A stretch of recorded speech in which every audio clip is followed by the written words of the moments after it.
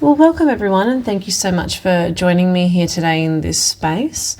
Today I'm guiding you through a practice that is themed around inversions, and in particular the King and Queen of Asana, which are your Headstand Shoulderstand and your Shoulder Stand Salamba Shavangasana. Now, inversions assist your body in recovering from the compressive effects of gravity and daily life. And alongside releasing tension, they strengthen your muscles and guide energy towards your heart and your head, and therefore deepening your connection with the earth.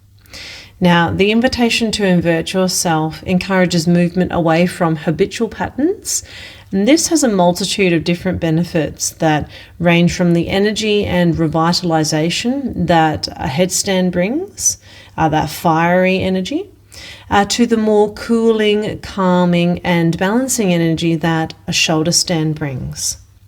So flipping your perspective really, physically and mentally, is a wonderful experience or option to explore.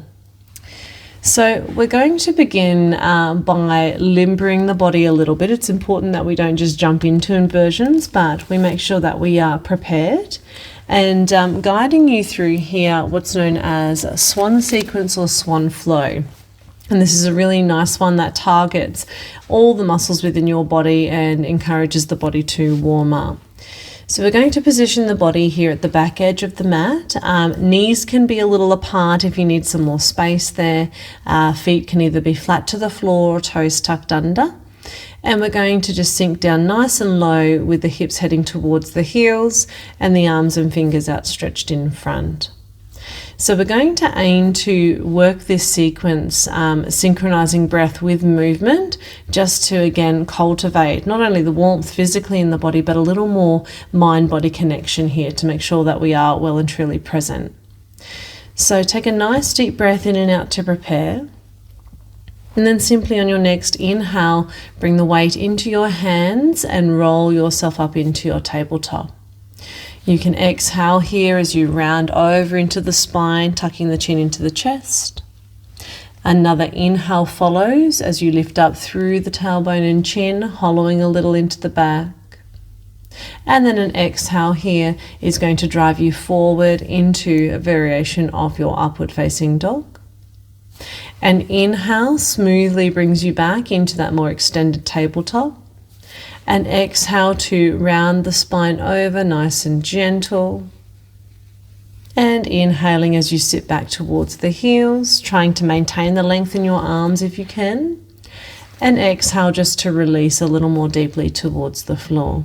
And again, we're just going to let this flow with the breath. Inhaling as you rise up onto the hands into your tabletop. Exhaling, rounding over. Inhaling as you lift up with tailbone and chin, spine hollows. Exhale as you press that energy forward into upward facing dog. It's your inhale that brings you back to that extended tabletop position. A gentle, easy exhale as you round over. Inhaling as you sit back towards the heels. And exhaling as you sink deeper down towards the floor. We'll do this one more time. Inhaling, tabletop. Exhaling, rounding over. Inhale, looking up above, spine hollows. Exhale, pressing forward. Inhaling back to tabletop gently. Exhaling, rounding over. Inhaling, sitting back. And exhaling, sinking towards the floor. So we'll just pause the movement here and allow the breath to flow. Beautiful. And after your next breath out, just simply rolling up comfortably. So here we're going to position the arms and the hands to create the dolphin pose foundation. Now, dolphin pose is a preparatory asana for your headstand, Shoulderstand, and the hand and arm position that we use for dolphin is exactly the same for headstand. So we actually use this asana to lead us into a full headstand. Now, what I would advise here is that if you aren't currently close to a wall space, that you reposition your mat to be close to a wall space in case that you find that you are comfortable to come up into a headstand, but you would like some support there, just in case you are a little bit shaky, which can happen from time to time. Particularly if this is your first time coming into your headstand or it's been a little while in between practicing. So once you are positioned nice and close to a wall space, what we're going to do is interlace the fingers here, tuck the lowest pinky finger into your palm so it's not going to hurt against the floor, and then place your hands against your mat. Now, the thumbs here we want to stick up into the air and have them apart, as that helps us to create a really nice curve in the palms, and your elbows are separated here to roughly shoulder distance apart. Something you want to be mindful of as you lift into either dolphin or into the full headstand when we come to that is that there is a tendency to want to flail the elbows wide, particularly if there is a little bit of weakness in the strength in your arms or shoulders.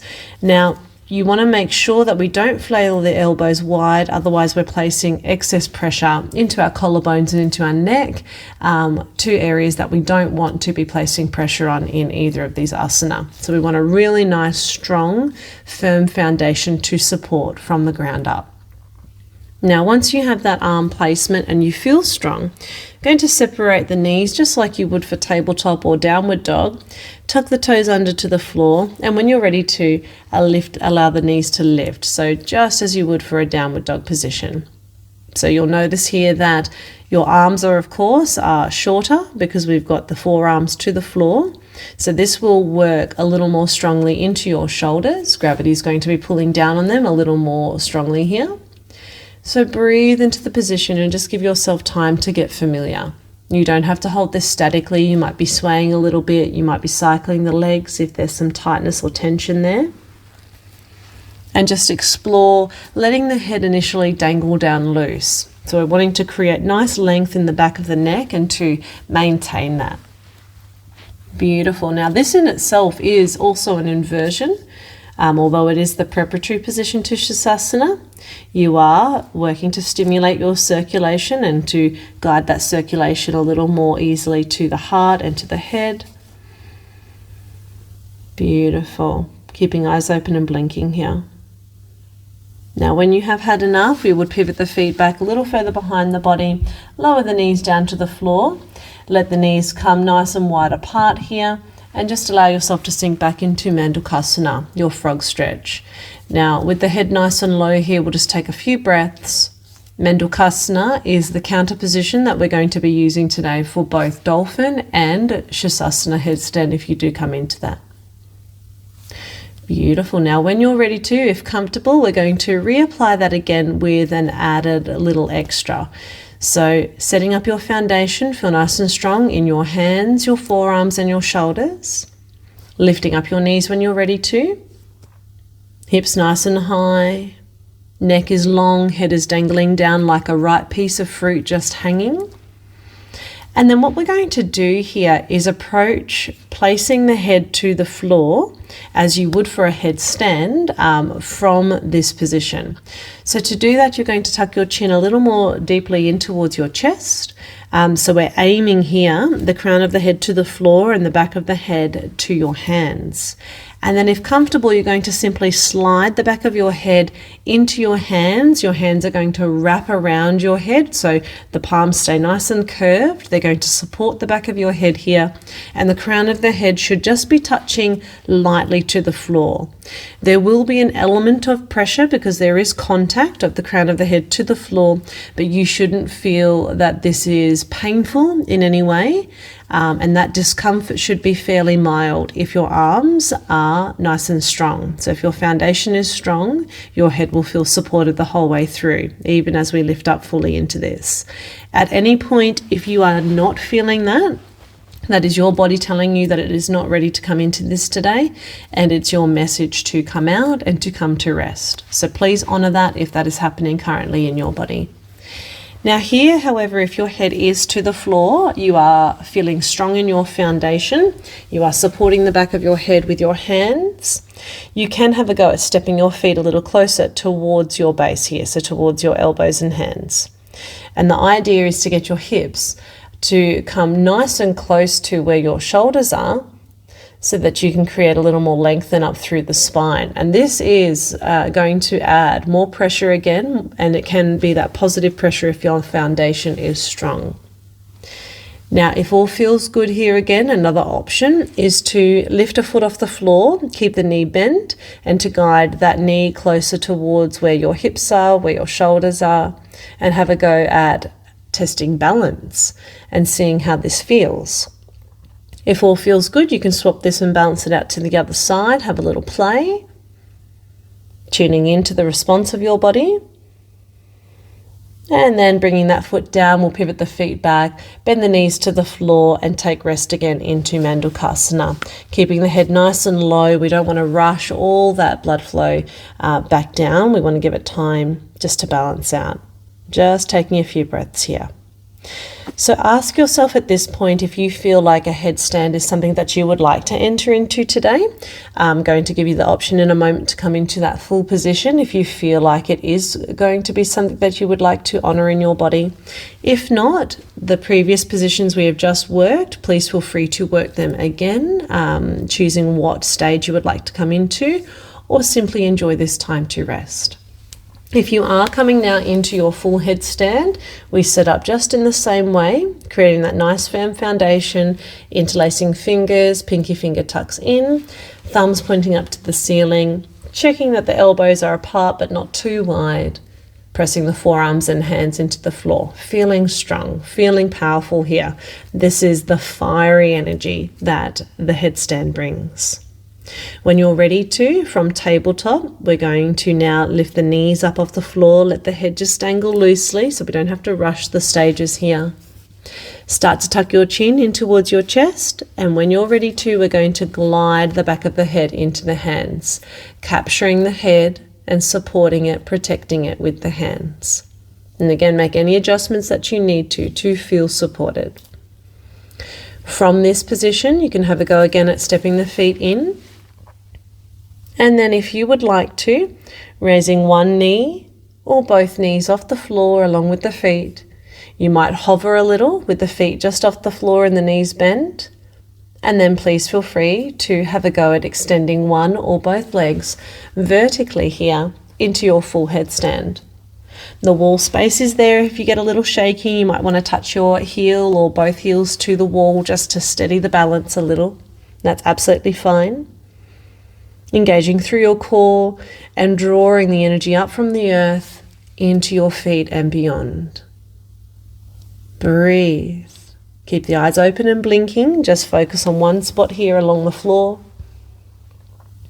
Keeping length in your neck, not dropping the weight into your head, using the support of your foundation. Wonderful. When you have had enough, we'll bend the knees slowly, find the floor with your feet, pivot the feet a little further back behind you, and entering into your Mandukasana, staying low to the ground. Staying here a little longer now, breathe steady. Absorb that wonderful fiery energy. Observe that traveling throughout the whole body here, that beautiful surge of vitality. And this is a wonderful one to really wake up the mind and the body, giving you that much needed boost. Beautiful. So very slowly here, when you're ready to, we're going to roll up through the spine and just gradually swing your feet out in front so your knees can be bent, seated comfortably here. So now we're going to balance this energy out, this fiery energy, with our more cooling shoulder stand. Now, the preparatory position for shoulder stand is Setu Bandhasana, your bridge. So to enter into that, you're going to now roll your chin down towards your chest and guide your spine to roll out along the floor. Step your feet a little closer in towards your buttocks and separating knees and feet apart here. Arms are nice and long down beside your body. And when you're ready to, we're just going to press against the floor with hands and feet and allow the hips to rise a little. Shuffle your shoulder blades nice and close towards each other so that you can rise higher onto the shoulders. And this should free up some tension here so that you can freely lift the buttocks and the hips up a little higher into this without forcing. We're not wanting to squeeze the glutes here to gain that height, otherwise that's putting pressure into your lower back, that sacral region of your back and spine. But instead feel the strength of your feet, your legs, and that beautiful deep stretch currently happening in the tops of the thighs from your knees to your hips. That stretch will continue down into the torso a little further. And in a similar way to your headstand, you're guiding here circulation back to your heart and your head. So you're supporting here Venus return, but now the energy has switched to a more cooling and more restorative approach. So this is where we kind of view the complete difference between the king and the queen of asana, the masculine and feminine energy, and creating balance between the two. Beautiful. Now this will give you an indication of whether or not a shoulder stand is appropriate for you today. It's not something that is advised if there are current issues happening, say from the shoulders above. That could be an injury or an illness relating to the shoulders, your neck, your head, your eyes. Anything going on in those regions, I would much advise that you stay in this bridge position and come down when you feel like you've had enough, or to take rest along the floor here. If all feels good and you felt like rising up onto the shoulders with that little bit of weight in bridge was a good response for your body and it felt nice, we can come up to sitting now and come to approach our shoulder stand to give it a go. So I like to approach shoulder stand a little more playfully with a rocking and a rolling introduction. So the reason for this is I find that it allows us to curve the spine and to lengthen the neck and to come into the asana without tension, which is what we're wanting. In the coming into the asana, we want to bring the elbows in nice and close towards the body and to hold on to the center of the back and walk the hands further down. So what you're going to do now is just practice roly-polying up and down a few times, get that smooth rhythm happening, nice and easy. And then when you're ready to, as you rock back, you're going to then bring the elbows in nice and close, hands to support your back and spine and to lift the legs up to the ceiling. Now initially here you might feel like you're a little lopsided and not exactly straight. A way that we can adjust the foundation here a little further is to bend the knees down towards the head and the face, shuffle the elbows a little closer in, and guide the hands to walk further down your back towards your shoulders. When you've got that in place, you can re-extend your legs and just have a go at becoming nice and familiar with this extra weight. Now, these aren't normal or habitual patterns of movement, so they can feel initially weird, particularly if it's your first time coming into this. So just give yourself some time to get familiar. There will be some weight coming into your throat here, so you don't want to jut your chin forward, but you do want to feel like you can create space here so that you aren't, of course, closing off your airway. Facial muscles nice and relaxed. Beautiful. Give yourself a few more breaths here. Wonderful. And then to release out, you would just simply take your hands a little wider apart, bend your knees and let yourself roll out smoothly, hopefully with some control there. Good. Now the urge might be there to fold forward here. Try to avoid that. We don't want to overextend the spine, but instead just reach up nice and tall through the spine, lengthening the torso. Now to remove some of the compression that a shoulder stand does bring, particularly to the frontal part of your torso, we're going to roll back down to the floor, and you can of course come into this if you've currently been working your bridge position. Cross your legs over like you're seated in cross-leg pose. Going to then allow the navel to press up towards the ceiling here, hollowing into your back. Your knees are flailing out to the sides and gravity is going to be drawing them down to the floor. If this is of course uncomfortable, you would just separate your feet apart and let your knees be bent. Arms at this stage are going to cross over, holding onto your elbows and taking the elbows back behind your head to frame around your face. Now, if this pulls into your neck or your shoulders a bit too much, you can just open up the arms wide to the sides. So you're creating here a really nice bridge into the lower back as the navel presses up towards the ceiling or up towards the sky. Breathing away gently. And this is a variation of Matsyasana or fish pose, a really nice opening position for the front of the body. So just close your eyes here, take a few breaths. The breath is going to create here that beautiful expansion of movement across your ribs, across your chest. Nice easy breaths, rolling in and rolling out.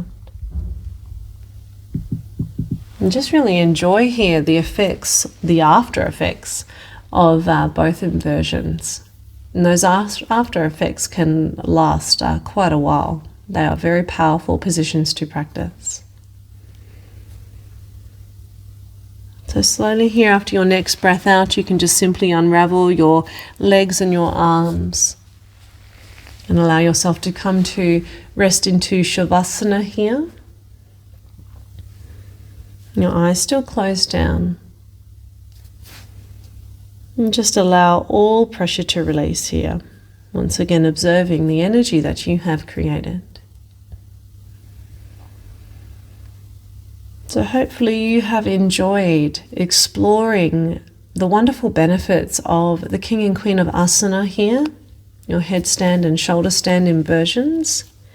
Now, if you would like to extend your rest a little further, by all means at this time, pause the video, return back to your Shavasana, and just absorb this time for yourself, letting the breath just nurture and nourish you further. But at this point, if you are bringing your practice to a close, please join me in the sharing of Namaste. Namaste. And thank you so much for joining.